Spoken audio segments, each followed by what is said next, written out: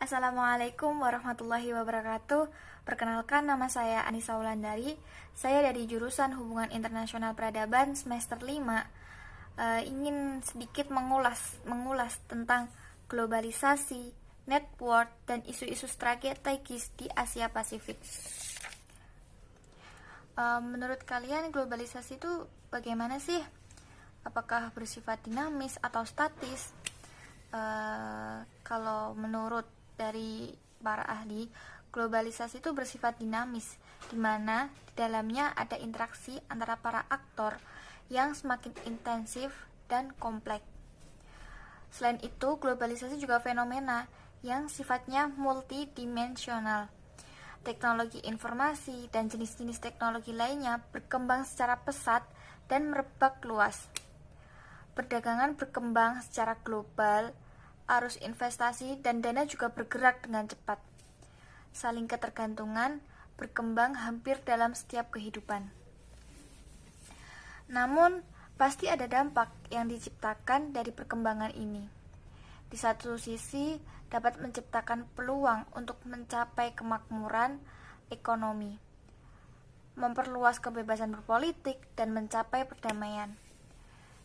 Di lain pihak, perkembangan itu juga menghasilkan kekuatan yang dapat menyebabkan fragmentasi sosial dan juga menyebabkan kemunculan kerawanan di masyarakat. Intensifikasi hubungan dan ruang transisional baru. Globalisasi secara abstrak dirumuskan sebagai keseluruhan proses di mana masyarakat di dunia bergabung dalam sebuah masyarakat tunggal, yaitu global society, dan sebagai intensifikasi hubungan sosial berskala dunia yang memungkinkan keterkaitan masyarakat lokal dengan kejadian-kejadian di bagian dunia lainnya atau sebaliknya. Selain itu, globalisasi dan network sebagai aspek permanen. Istilah network merujuk kepada munculnya cara konflik dan kejahatan pada level masyarakat yang tidak melibatkan unsur militer, di mana para pelakunya menggunakan organisasi, doktrin, dan strategi berbentuk atau berbasis jaringan yang disesuaikan dengan abad informasi tersebut. Globalisasi dan Asia Pasifik. Seperti yang kita tahu, efek globalisasi tidak diskriminatif sifatnya. Kawasan Asia Pasifik adalah salah satu dari beberapa kawasan di dunia yang tidak dapat menghindar dari efek globalisasi itu sendiri. Selain dari sisa-sisa perang dingin yang termasuknya ancaman di bidang militer, Asia Pasifik juga menyaksikan munculnya isu-isu baru yang sangat potensial, yaitu isu keamanan yang dikategorikan non-tradisional.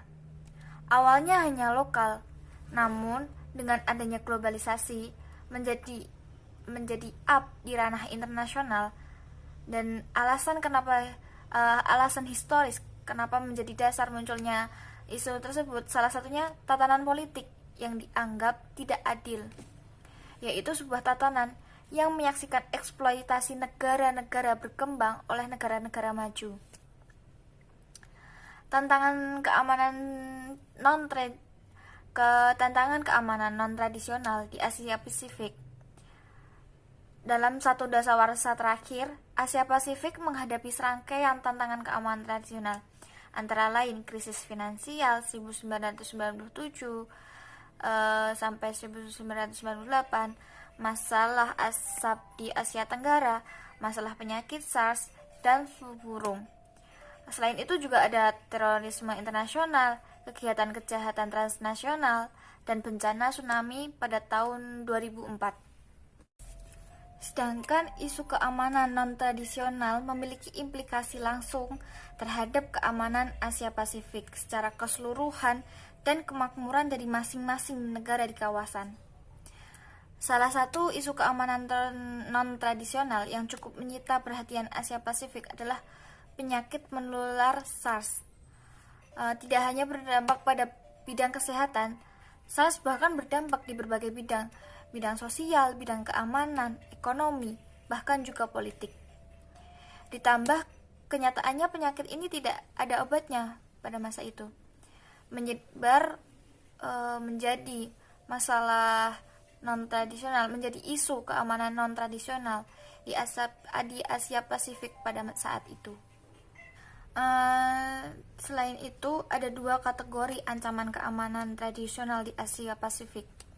Yang pertama, masalah keamanan non-tradisional yang secara langsung berpengaruh dalam pembangunan ekonomi Asia Pasifik sendiri. Apa sih masalah tersebut? Satu, masalah keamanan ekonomi dengan krisis ekonomi sebagai inti persoalannya. Yang kedua, masalah keamanan sumber daya alam dengan keamanan energi sebagai inti persoalan. Yang ketiga, masalah keamanan lingkungan dengan keamanan sumber air sebagai inti persoalannya.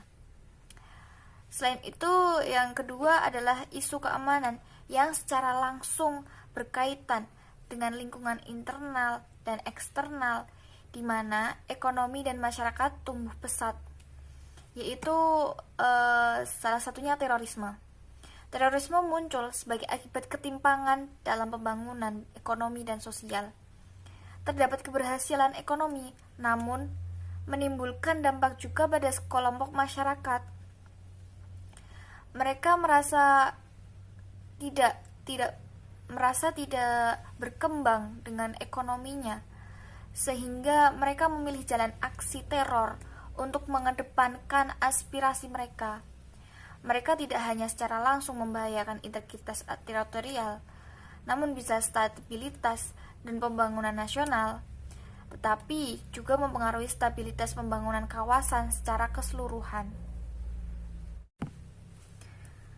Sedangkan respon dan kerjasama regional terdapat di Asia Pasifik. Seperti yang sudah saya paparkan tadi, ancaman keamanan transnasional harus ditanggapi secara transnasional dan melibatkan negara-negara yang bukan hanya jadi korban, tetapi juga negara-negara lain yang simpatik terhadap efek negatif dari ancaman keamanan non-tradisional. Kawasan Asia Pasifik sendiri tidak tinggal diam atas merebaknya ancaman keamanan tradisional tersebut. Dalam kasus penyakit menular, beberapa negara anggota ASEAN dan Cina mengambil respon cukup positif. Langkah-langkah regional pun mengatasi efek dari SARS telah dilakukan melalui pertemuan-pertemuan antar para menteri kesehatan di ASEAN. Langkah lainnya juga ada kerjasama kawasan dengan Badan Kesehatan Dunia atau WHO. Hanya melalui kerjasama regional saja ancaman keamanan non-tradisional dapat diatasi secara efektif. Maka dari itu penting respon dan kerjasama dari kawasan regional tersebut. Nah, dari berbagai aspek bahasan tadi, dari isu-isu yang ada beberapa langkah yang mungkin dapat diambil oleh negara-negara di kawasan Asia Pasifik. Yaitu satu, membangun hotline antar para penegak hukum negara-negara di kawasan Asia Pasifik. Yang kedua, membangun sistem pencegahan dan peringatan dini melalui koordinasi tingkat tinggi. Yang nomor tiga, kerjasama keamanan negara-negara Asia Pasifik harus memanfaatkan mekanisme bilateral dan multilateral. Misalnya, konsultasi keamanan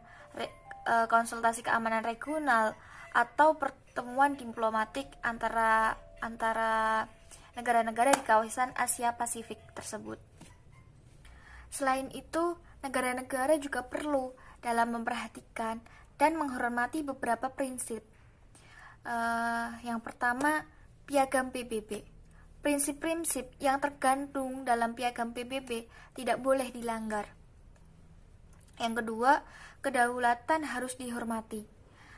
Nah, jika ada ancaman keamanan non-tradisional dan negara yang bersangkutan belum mengambil langkah atau respon yang efektif negara lain perlu memberi bantuan, tetapi bukan dengan intervensi atau dengan cara militer tradisional. Nomor 3, menghindari sikap mengambil keuntungan untuk diri sendiri atau untuk negara sendiri. Yang keempat, tidak boleh menganggap enteng langkah-langkah responsif untuk mengatasi ancaman keamanan tradisional. Artinya, ancaman keamanan non-tradisional itu sangat kompleks dan karena itu diperlukan langkah-langkah koordinatif yang sifatnya komprehensif. Mungkin hanya sedikit yang bisa saya ulas. Kurang lebihnya mohon maaf, semoga bermanfaat untuk teman-teman semua yang menonton, dan semoga bisa memenuhi tugas dari mata kuliah Asia Pasifik. Sekian dari saya, terima kasih. Wassalamualaikum warahmatullahi wabarakatuh.